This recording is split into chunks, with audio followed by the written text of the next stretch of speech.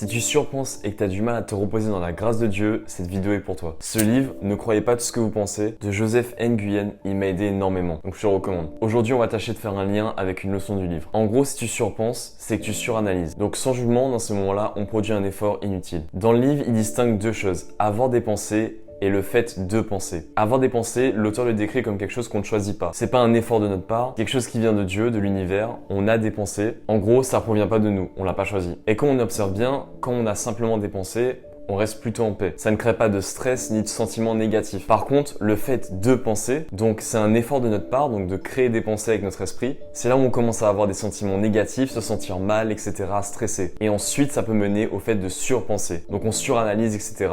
Une pensée emmène à une autre, etc., etc., etc. En fait, c'est un cercle vicieux. Donc ça paraît très simple ce que je vais dire, mais il faut simplement accepter de ne pas penser, de laisser les pensées couler, celles qui viennent à nous sans qu'on les force. Et en soi, c'est naturel, c'est pas grave de penser. Mais une fois qu'on remarque ça, on lâche prise à nouveau. C'est ça le but, c'est lâcher prise. Cette zone de flow, cette zone de non-pensée comme il le dit dans le livre, je pense que c'est là où on peut se reposer plus dans la grâce de Dieu. On arrête d'avoir l'esprit encombré et on lâche prise. Déjà, si on veut être plus zen, prendre de meilleures décisions, c'est quelque chose qui va beaucoup nous aider. Et j'ai pas la science infuse, mais si on veut essayer de comprendre ce que Dieu nous dit, ça aidera aussi, je pense.